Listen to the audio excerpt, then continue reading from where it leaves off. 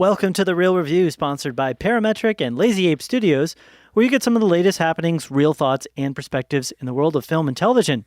And this is our Coming Soon and News segment, and this is where we talk about films that are coming soon, coming out in the next little bit here. Right, Matt? Indeed it is, Joel. Indubitably. Yes. It's a bold move. It's a bold move on our behalf to talk about films before they've even come out. That's what we're doing here on Coming Soon. And so we're going to be talking about two films that are coming out this weekend.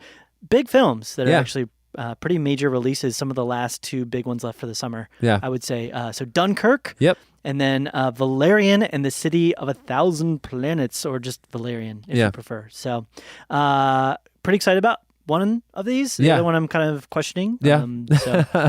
So Matt, real quick here though, before we get into those, why don't we give the listeners, if you would, some ways to get connected? Yes, you can connect with us in the social media universe that is on Instagram and Twitter at Real Review Media and Facebook.com/Real Review Media. Again, that's real spelled REEL, like a movie reel. You can also find us on our website. Get connected with us there. We got some stuff that we're posting all the time. RealReviewMedia.com, and shoot us an email. Let us know your thoughts. Tell us about your day, about your best friend's, vacation they went on. I don't know. Yeah. RealReviewMedia@gmail.com. So exactly. Random bits of information. Whatever you want to do. Just email us. Let us know what's up. That'd be great. We like interacting with you. So, feel free to send it our way. And that's how you can get connected with us. Very cool. Well, with all that being said, thank you, Matt. Did a wonderful job. Or at least decent. Yeah, it's mediocre. So with that, though, let's get into our talk of these films that are coming out soon. So the first film mentioned earlier is a film that I'm pretty excited for, Dunkirk. Me too. This is directed by Christopher Nolan. It is about Allied soldiers from Belgium, the British Empire, and France, which are surrounded by the German army and evacuated during a fierce battle in World War II. It's got a bunch of folks in there, a ton of them. You got Fiona Whitehead, Damien Bonnard, Anne Uwarin. I can't say that very well, but Barnard, Lee Armstrong, James Harry Styles. Harry Styles is definitely in there. Tom Hardy, of course, is definitely in there as well as Christopher Nolan. Kenneth Branagh. Totally a bunch of people. I'm not going to go through all these folks. I'm just hoping Harry Styles drowns at one point. So, no, I'm just kidding. Matt, so what is your excitement level? I've had it with these, singers trying to cross over and be actors too. We had Ed Sheeran in Game of Thrones. Now we got Harry Styles in Dunkirk. I mean, what's next?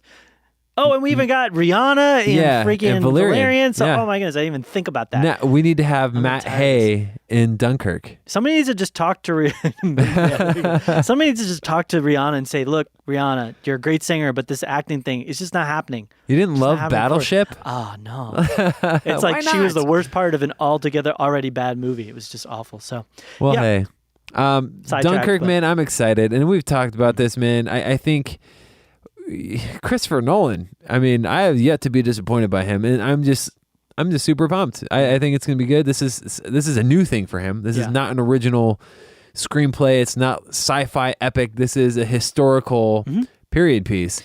Right. And if you're going to have someone film action and give you scale and scope of something, I think Christopher Nolan's the man to do it. Absolutely. For sure. Which, like you said, I think the way I'm looking at it is it's a smaller film in the sense, not that the purpose of it is less important, right? But it's taking on a much more real, much more focused kind of story, right? So I'm interested to see. I'm both interested and somewhat fearful of seeing Christopher Nolan's take on that, because I like him as a man that's given to, as a director, more so than a man, as a director that's given to larger than life in a sense of spectacle. He's one of the biggest proponents of IMAX out there. Yeah. And film. Right. And not just, I don't think he's the kind of guy that just does, he doesn't make big spectacle just to make big spectacle. He tries to present strong emotion and elicit strong emotion through large scale spectacle. And not just intensity, action and drama and suspense and things like that. Right. So, he's not just blowing things up. I'm saying. No, he's awesome. So I'm super pumped about this. My anticipations are high. Rotten Tomatoes early reviews are coming back super high. It's at 98% right now. It's still got a little ways to go. I would imagine that dropping 5 to maybe 9%. Yeah. By the time the weekend's through. Yeah. Even though that'd be low 90s, and that's still great. So yeah. I think I think what we're hearing is a lot of really positive feedback, and it's actually super short. It's only like an hour and 45 minutes long. So yeah, pretty tiny. Compared to his like 2+ hour epics that he's made, you know. So we'll see. My anticipation level is at like a 9. It's pretty high. Yeah, I'd say mine's probably closer to like 7.5. Really? Yeah. Okay. I love Christopher Nolan films. I think the story in of itself is kind of, just doesn't intrigue me as much. I think you'll change your like, tune, but we'll see. You hate the military. You hate world wars. Well, I do hate world wars. I hate world wars. Yes, I do hate world wars. You're not an appreciator of historical events and the sacrifices that people have made. No, that's not me. I do appreciate it. I think I'm just like I said. I've seen him as this director that's done on grand spectacle type stuff. It's going to be a bit of a shift for me to take on a Christopher Nolan film where he's doing something that's more or less based upon a nonfiction, whereas before everything was entirely fictional. So at the very least, I want to see him get some Oscar noms from this. I think he will. Yeah. Just based upon early critic reviews and everything, I'm like 90% sure he's going to get some sort of nod, and I've seen a couple clips and stuff. Yeah. It's like, you're probably going to get a couple nods there for probably writing, best original screenplay or maybe something cinematography like that. too. Best cinematography. So we'll see. Cool. Wait to see how the acting and stuff is as well. So awesome. With that, then let's move on to the next film, Valerian and the City of a Thousand Planets. This film is about a dark force that threatens Alpha, a vast metropolis. Already, it's a completely different. The dark force threatens Alpha, a vast metropolis, and home to the species of 1,000 planets. Special operatives Valerian and Laureline must rescue to identify the marauding menace and safeguard not just Alpha, but the future of the universe. Alpha makes me think of Alpha 5 from Power Rangers. Yeah, I can see that. Yeah. Oy vey. I don't know why I just went Jewish with it, but he sounds like oy vey. Like, I don't know. Sorry, I have a Jewish heritage, so I can say that. Yeah, you can. I can't. Yeah. There you go. You're not allowed to use those words, man. I'm not allowed. So this one is directed by Luc Besson. Besson. I'm sorry. It's okay. I'm so bad. He's probably getting all upset right now. Yeah, I know. He's one of our biggest listeners on this podcast. So sorry, Luke. Yes, there you go. Yeah. It stars Dane DeHaan as Valerian, Cara Delevingne, which is Laureline. Is it Cara or Cara? Cara Delevingne, Laureline, and a bunch of other folks. I'm not going to go. Ethan Hawke's in it. John Goodman's in it. Clive Owen, Rihanna, as we mentioned. There's a whole bunch of people that are playing kind of side roles and minor roles. There's also a couple people that are just doing voices because there's a lot of animated, we're dealing with aliens and creatures from other galaxies. So there's a lot of, just completely CG type characters that are in this. But what is your thoughts and excitement for this? You're nodding your head like not no. very excited. This movie looks crazy. It's the same guy who did Lucy, same guy who did The Fifth Element. So it definitely has more of a Fifth Element vibe to about it. Just kind of the out there kind of visuals a little bit. Yes. More so, not necessarily like when I look at this, I think of the opera singer in The Fifth Element. Yep. Just kind of the set design, the alien design, the creature design. There are a ton of aliens in this thing. I will say this. I am surprised at the early reviews on this one. It's getting I would have painted this thing like getting 20% like in the rotten area, but it's like 69%. I think it's going to drop down 5 to 7% as well this weekend. But I like Dane DeHaan. He hasn't done anything that's sold me on anything. I saw Cure for Wellness, and it wasn't as good as I was wanting him to be, and I felt like he could have maybe done a little bit more there too. But I'm just not interested in this. It just doesn't look good to me. I like it in a sense. I'm a fan of sci-fi type films, and I'm intrigued because they're kind of trying something new. I mean, obviously this is based upon pre-existing series, but of, I think, comic books, right? I'm not exactly sure. It's a light novel graphic novels, which I haven't had a chance to check out, but I'm glad that they're kind of trying something a little bit different with this. So in that sense, I'm a little bit excited. As far as directing goes with this,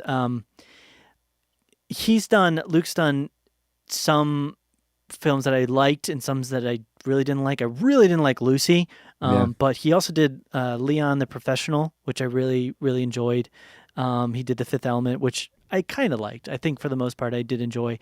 I felt like he got lucky with The Fifth Element because it was, going on that very fine line of cheesy and silly, and trying to have his like action and suspense, but also make it cheesy and silly a little bit at times. And it there was times where it would kind of waver a little bit more towards being a little too silly and goofy. Right. But then other times it was like fine and good and a bit suspenseful. And so, but I did end up liking it. He also did La Femme Nikita. You know what I mean? So there's definitely been stuff that I've really enjoyed that he's done. And based upon in particular Lucy, which I really did not enjoy at all.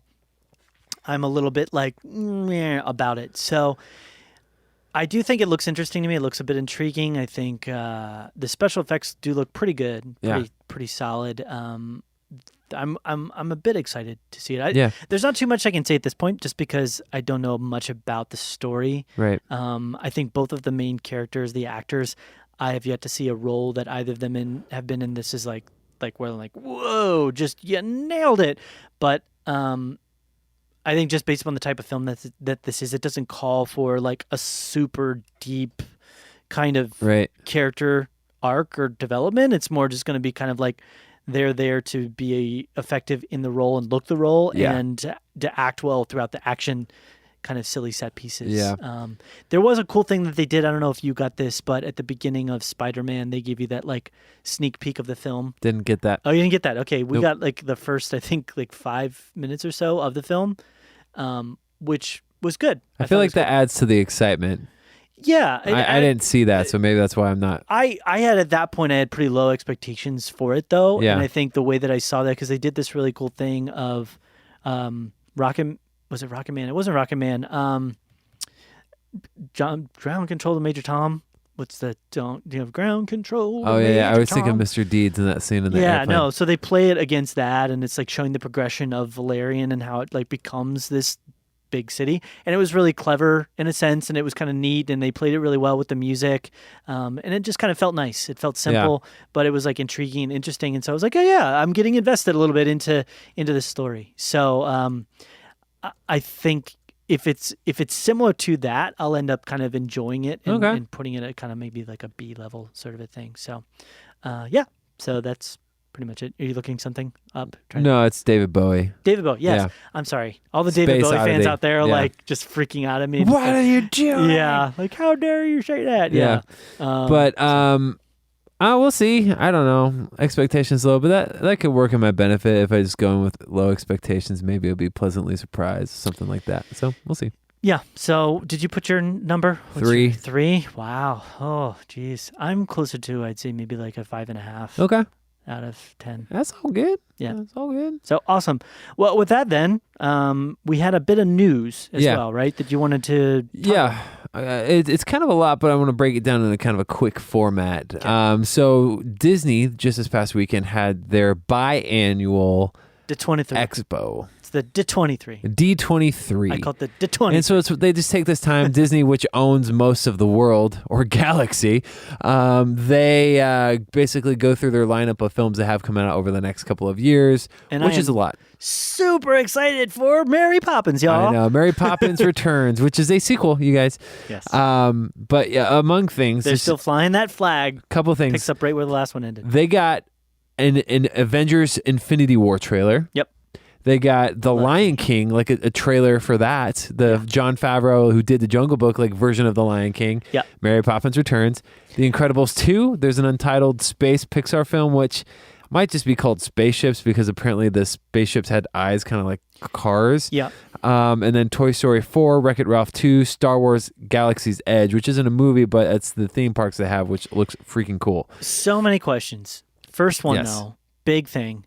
Did they use the voice acting for Simba, the adult version, in Lion King, Jonathan Taylor Thomas? I don't think so. I remember. Darn it. Because he's an adult now. He could totally do the adult voice. I think Simba. They cast Donald Glover. Yeah. As Simba. So I was kidding. I don't know. But so what happened was apparently, and this is a lot of this footage isn't on there, but we've got some word and some reports on what actually was presented. Yeah. They showed the whole like Rafiki holding baby Simba up on Pride Rock. Oh, really? And like the people were freaking out because it looks real. Oh, wow. There's not going to be any human interaction. This movie's going to be at like 100% CG. Yeah. That's how they did Jungle Book. Well, for the most part, it was like 90% CG. Right, except for the kids. Right. And so, and they're people were like, "Oh my gosh, this looks awesome." Yeah. There was that. I want to go back to the Avengers Infinity War thing because it was like 2 minutes. Kind of the rundown that I heard was you see the Guardians of the Galaxy, they see something happening, and then this body hits the window, and it's not just any body, it's Thor. They're like, who is this guy? They bring him in, they freak out. You see Captain America, he's in a beard. He has a beard, so he's clearly like. I'm loving your. Yeah, I wish people could see your hand. My hand motions. I don't know what to do with my hands. You're showing the beard. Exactly. I'm like feeling this. I'm like, there's a beard on that face. I know. And then you see Spider-Man, which people were freaking out because he didn't have a Spidey sense in Homecoming, but now he has one because like he senses stuff is happening. Yeah. Obviously, you have Iron Man, Black Panther, War Machine. And then you have Thanos, which is everything what's built up. You have everybody together in this movie, but Thanos is what they've been building to for over 10 years. Right. And he's not just like this formidable opponent. There's a part where what they say in this, he takes a moon and throws it at the Avengers. He takes a moon and throws it at them. I have to find context because it's not like I can't even imagine that in my head. It's not like they're just floating in space and he just chucks a moon at them. They have to be in like a ship. He grabs a moon and he throws it at the Avengers. It could be a tiny moon. Could be a baby moon. Could be a dwarf moon. Okay, baby moon. Yeah. He throws a baby moon, at the Avengers. And they go, what? Yeah. So that's just, I can't even wrap my head around that. I'm excited to see. I think that'd be crazy. And you got your con bod on, so you might see something at Comic-Con, maybe. Yeah. We'll see. Yeah. I like how you just threw in my con bod. Yeah. It didn't even need to be part of this conversation. The Incredibles 2, they didn't have anything from the actual movie, but they had a short with Jack. Yes. Apparently this movie is going to take place like right after the events of the first one. Immediately after the events of which is really cool. Yeah. They said it was really funny, and the Jack thing it's him basically fighting a raccoon. Okay. And he's discovering all these new powers and stuff like that. Because I don't know if you ever got a chance to see there was a short at the end of it. Right, which is the best thing. It's like one of the best parts of like the whole thing is that short. Yeah. It's about time we're getting Incredibles 2. Let's just leave it at that. Yeah, I'm hoping it's incredible. The other one I'm really excited about is Wreck-It Ralph 2. And I'm super excited for that too. I'll say this too. Characters. Wreck-It Ralph, the first one, I thought was okay. Yeah. There's a lot of people that loved it. I just thought it was okay. I really liked it. I thought it was really fun. I liked it until about halfway through when they spent the rest of the movie in Candyland or whatever that was. I liked all this stuff in the crossover for the different things, but that's why I think I'm going to like the sequel better, because it's called Wreck-It Ralph 2 Breaks the Internet. Mm-hmm. And they're not just in the arcade, they are somehow in the internet. And what's happened is it's a Marvel and Disney property, or it's a Disney property, but they own Marvel and Star Wars and all these things. They probably hook up on the arcade machines, the internet. What's going to happen that way is in the internet, they're going to John Lasseter said, he's actually going. They're going to see, you're going to see all of the Disney princesses and all the voices. From, like, whether it be Elsa or Ariel or Pocahontas, all these people. They all interact with each other? Yeah, they all interact with each other. That's cool. And then, like, they're poking fun at themselves kind of in a cool way. And then you have, like, stormtroopers in there. So, it's like, it's encompassing. That's why I liked the original Wreck-It Ralph, because it was, in a way, a lighthearted satire of, like, video game culture and certain... But at the same time, embracing it and enjoying it for what it is. It stopped, though, about halfway through. That's what I was saying. About the first half, they do embrace that a lot. And I loved all that stuff. And then they stopped and they just stayed in Candyland forever. Gotcha. But it could be really great. It could just be really great. I don't know. Any other thoughts on Wreck-It Ralph 2? No, I'm excited for it. Yeah. I definitely like the first one. I'm excited to see what they kind of do with the second one. It's weird because you got that kind of weird romantic tension sort of between Ralph and what's the princess girl? I can't think of her name at the moment, but the main girl. Princess girl? Not the princess. The kid? Not the kid. I forget her name. There's no romantic tension. There's Vanellope. No, there's a... Yeah. What? Go back and watch it. There's a total romantic... No, I saw it as like a father-daughter. No, I saw it as totally romantic. That's weird, dude. I'm just telling you, dude. Okay. Because he's like, every day... It's like an adult and a child. That's he's weird. He's like on top of the building and he's like, I know, that's why it was weird to me. Okay. That's why it was weird to me, because he's like on top of the building. He's like, every day I'm able to do what I do now because I can always get a glimpse of her. Like, that was the end. I'm like, okay. I don't know. I feel like you took that in a really weird way. I didn't catch it. I don't know. I could be wrong.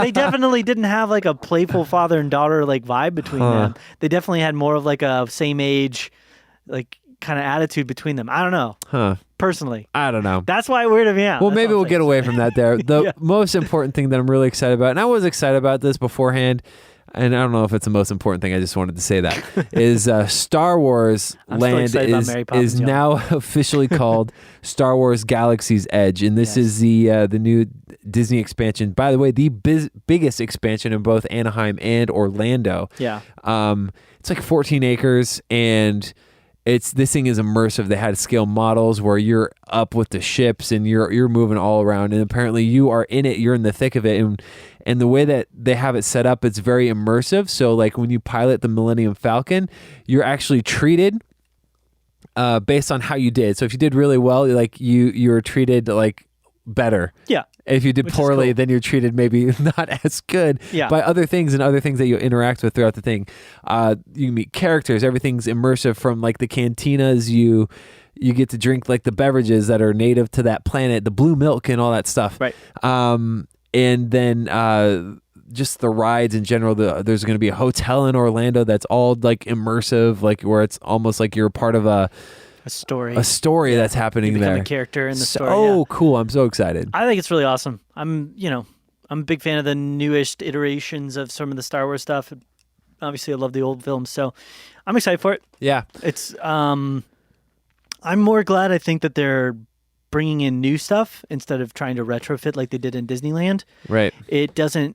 It felt fine. I think the Star Wars Land and Disneyland was not bad, but it just kind of felt a little forced. Right. Especially with like the change of Space Mountain to like Star Wars. Yeah, Star Wars Mountain. Yeah, because it didn't work for me. Yeah. I'd rather just keep that as Space Mountain or everything. That's like a post-conversion 3D. Yeah, the Star Tours was the best thing, but that was a completely newish type. Right. They probably had some sort of Star Tours thing, but now it's like I think it was Star Tours before, but it actually fit really well together. Yeah, they changed it to like a Jakku thing too also. Yeah, well that one's cool because you go in there and you can get a bunch of different stories. Yeah. Like there's one of like, I think 10 different stories. Yeah. It's what upset me and frustrated me so much about Harry Potter Land, which is a completely different park. But never been.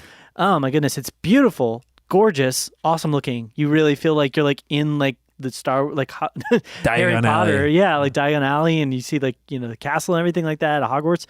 But the ride itself was a very big letdown to me. You go through the whole. I didn't realize there was a ride. There's a ride. Yeah, I just thought it was just a land. They did this what they call, I think, 4D, where they kind of mix in like animatronics and like real tangible things with like this 3D film, and you get on this like chair that kind of floats. And I don't know about most people, but like everybody in our entire group, we had about 8 people. Everybody got nauseous from it, and I'm not an easy one to get nauseous from.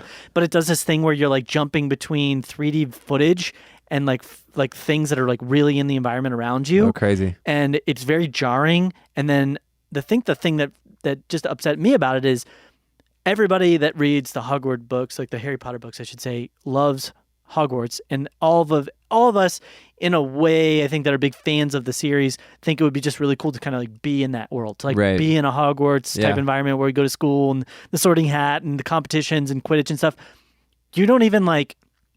I just thought it would be cool if they could go in and they could create like this scenario where you're like in Hogwarts and they like sort you into a different school and they have these different versions of the ride and everything like that, and it's not this weird jostling ride that like gets you sick. It's like you could literally just sit in a chair.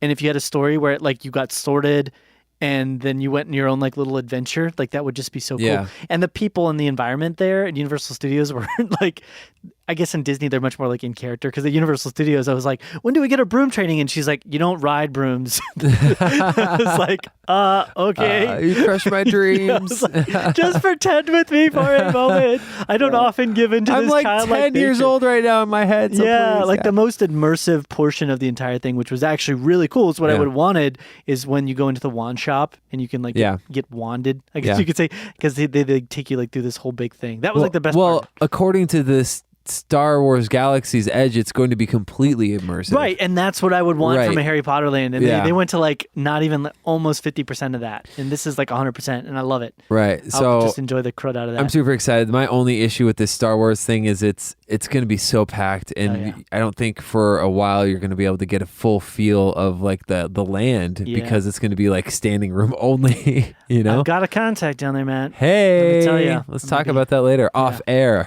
We'll get it going. Yeah. Cool. So any other stuff you want to talk about the D23? No, that's the big stuff. Cool. Well, I mentioned a little bit, I'm going to Comic-Con this coming week. Yep, Con-bot it up. I'll be coming back with some good stuff. Yes. And talking about a lot of fun things that happen there. I'm hoping they cover some of the D23 footage and maybe show some sneak peeks. I want you to see the Infinity War thing. Yeah, that'd be nice. I hear it's crazy. I'll try and take a mental video and share it with you. There Do you it. Go. So we'll be back next week with that and some other talk about these other films. So just a reminder, some different ways to get connected to us again here at the end of the show. You can give us a contact email. Well, I should start with Facebook, facebook.com/RealReviewMedia.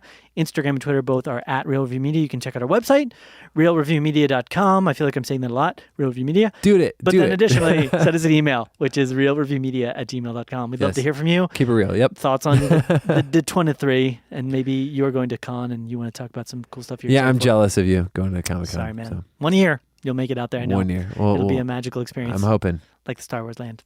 So, awesome. Anything else, Matt? No, that's it. All right. Well, it's been real. It's been real.